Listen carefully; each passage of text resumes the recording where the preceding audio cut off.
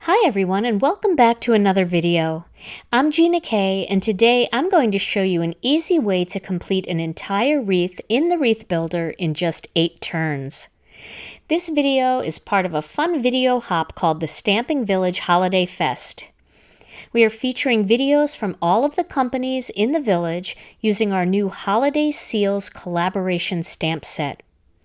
We believe in giving back to the community, so 100% of the net profits made from this collaboration stamp set will benefit the Dreaming Zebra Foundation. The Dreaming Zebra Foundation firmly believes that all children, regardless of their financial circumstances, should have art education. They provide art and music materials free of charge to many schools and community organizations across the country. So thank you so much for considering purchasing this stamp set to help their cause. And all of the companies in today's video hop are giving away a $50 gift certificate, so make sure you leave a comment along the way at each stop. We will be choosing winners from the comments here on our YouTube channels. Commenting for the giveaway closes on September 18th, and winners will be announced on each YouTube channel in the description on these videos on September 20th. So let's get started with today's technique and project. Along with the beautiful Holiday Seals stamp set, I'm going to be using the Holiday Wreath Builder to create today's wreath. And I'm going to be doing that using my Misty stamping tool. Now, if you're new to wreath building, I have the 3 3/4 inch Wreath Builder template taped inside my Misty stamping tool, and then I have a 3 3/4 inch piece of cardstock cut out and placed inside the template. The first image I'm going to use is this pine sprig, and I'm going to place that off to the right hand side of my piece of cardstock face down, and then I'm going to pick it up with the door of the Misty. Then I'm going to make sure my cardstock didn't shift at all, and then I'm going to ink it up with some grass green ink. So I'm inking up the stamp, and then I am stamping it. Now I'm turning the cardstock to the next position in the template. And I'm going to ink the stamp up again and stamp again. And I'm going to continue to turn and stamp until I've gone around the entire template 8 times. So this is more of a traditional way of wreath building using the Wreath Builder template. You're positioning one image at a time, and you're stamping that image all the way around. And once you've stamped that image, you're choosing your next image, placing that, and stamping that all the way around. Now I'm doing this because I'm actually creating a panel that I'm going to use on a card, but before I make it into a card, I'm going to use this panel as my guide for positioning my next stamps for my next panel. And I'll show you that in just a minute. So you can see I'm almost done my first wave, and that gives me the basis for my perfect wreath. And when using the Wreath Builder, all of your images will always be evenly spaced and perfectly centered. So my next image is going to be this little holly leaf. Now this could be stamped in a different color, or you can stamp it in the same color. I'm going to actually use the same color this time, and I'm going to stamp it again in the grass green ink. And again, I'm going to turn and stamp until all of my images are completely around this wreath. And you can see they're evenly placed, evenly spaced, and perfectly centered. So I'm just wrapping up this design, and then I'm going to add one more design, and then I will be done this wreath. So my next design is going to be the little berries for the holly leaves. So I have my cardstock back in square orientation. It's shaped like a square inside the template. And then I'm going to place the holly berries right at the bottom of the holly leaf. And then I'm going to pick that up, and I'm going to stamp that one in some red velvet ink. The ink cubes are very convenient for stamping single images in your Wreath Builder.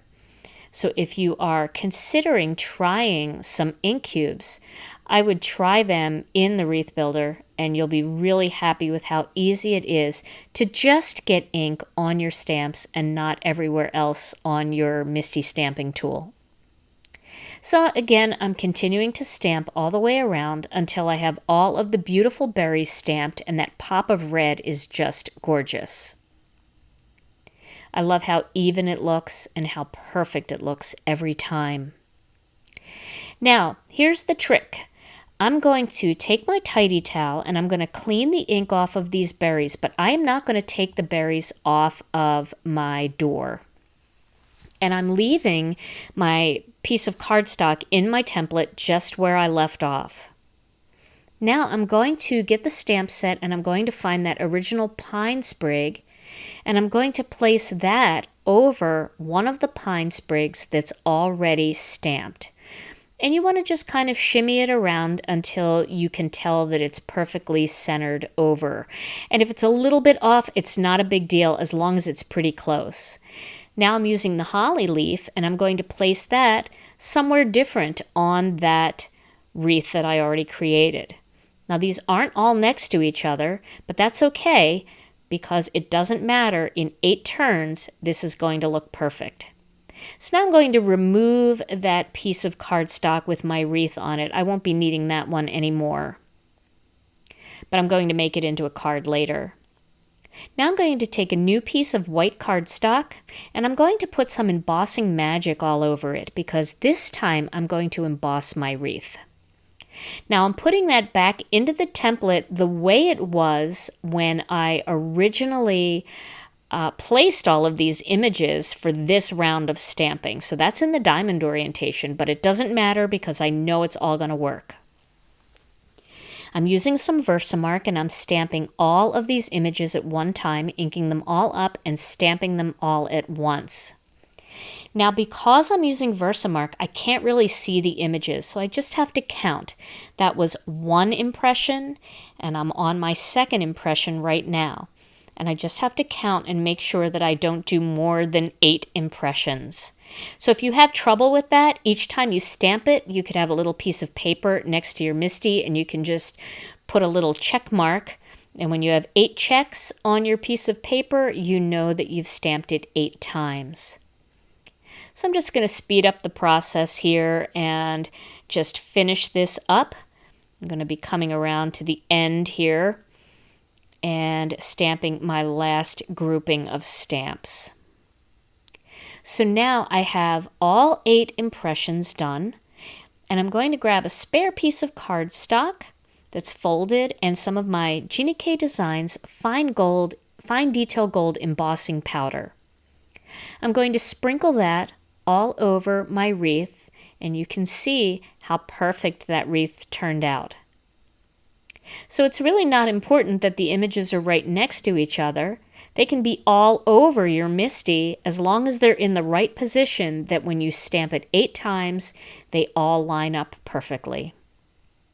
Now I'm going to heat this up with my Wagner heat tool. And I'm so used to making wreaths in color, and it's just so beautiful. It's so striking to see it done in gold. It would also be beautiful in silver or rose gold or copper. Just such a lovely look. Very, very elegant. And by using this technique, you can really speed up the wreath making process for holiday cards. So now I'm going to go on to the next part. I'm going to add some embossing powder to this piece of cardstock. I'm going to actually be cutting something out from this, and I want the gold to be exactly the same color gold as the gold in my wreath. So rather than trying to match it up with cardstock, I'm just going to make my own using the fine detail gold embossing powder. So I just smushed some ink all over this piece of cardstock, and I'm just pouring some gold embossing powder on there, and now I'm going to heat it up with my heat tool. And you can see how flawless this fine detail gold powder heats. There's no bumps, there's no lumps, and it's just fine and beautiful. It's got just a nice little texture to it, but it certainly looks so smooth and shiny. The texture comes from the embossing itself. It's different than foil, which has no texture. The embossing just has a slight texture to it, but it's so pretty. So now you can see all of that beautiful shine, and I'm ready to use that for my project. Now it's time to stamp one of the seals. And I'll tell you, when I first saw this holiday seal set, I got so excited because I love making wreaths. And all of these seals are perfect for holiday cards. With 12 different options, you can make all kinds of holiday cards using the Wreath Builder and these seals, and lots of different variations because of all of those beautiful options. So I put some embossing magic powder on that cardstock, and now I'm inking the stamp up using some of the Versamark ink. I'm going to stamp that onto my white cardstock. And then once again, I'm going to emboss that using some of the Gina K Designs Fine Detail Gold Embossing Powder. These images in this holiday seal stamp set, a lot of them are very detailed. Like in my image here, I have little stitched lines going around. So by using the Fine Detail Gold Embossing Powder or Fine Detail Silver or any of our Fine Detail powders, you don't lose any of the detail because the powder doesn't swell up as much when it's heated. And you can see how pretty that seal looks when it's all embossed. Oh, I just love that. You can also emboss these seals onto your envelopes as well. Now I'm going to be cutting these out using some of the Hero Arts Infinity dies. And these circle infinity dies I reach for a lot. I think they're a great quality, and they're a great, just a standard die set that everybody needs in their collection. So I'm going to tape this down onto my image using some of the 1/2-inch purple tape. I love using the purple tape to hold my dies in place, especially now that my plates are a little bit more warped than they used to be because I give so much love to this Spellbinders machine. So now I'm going to run this through my die cutting machine, and because I held it down with purple tape, nothing shifted, and you can see that it's cut out perfectly centered. So it's got just a tiny little white edge. And now I'm going to get that gold piece that I made, and I'm going to cut the next size circle up, and I'm going to use that to cut that gold paper out. Nothing like having everything coordinate. So this is a really fun way to coordinate things. You can also cut word dies out using this same technique. So I'm going to lay that on top, and you can see I've got that pretty gold perimeter around that circle that matches perfectly. So now it's time to assemble the card. Whenever I do heat embossing, I like to use just a little bit more tape. When I don't do heat embossing, I usually just tape the 4 corners. But when I do heat embossing, I like to run that tape runner all the way around the edge, and it kind of flattens everything out, and you don't have to worry if your cardstock warped a little bit from the heating. Now that that's in place, I'm going to adhere this whole panel onto my note card, and this is a 4 1/4 by 4 1/4 inch note card. These little cards are a perfect way to deliver gift cards during the holidays. They're also great little cards to attach to gifts. And now I'm going to adhere the 2 circles together, once again using the Gina K Designs adhesive dot runner. And you can see I put a lot of dot runner on there because, again, I want everything to lay nice and flat. Now to adhere this circle into the center of my wreath, I'm going to use some of the Gina K Designs foam tape. This is a nice quality foam tape, and it's not too high, so it gives it a little bit of dimension, but it's not so high that it's difficult to mail. If you want it higher, you can always double it up to get it a little bit thicker.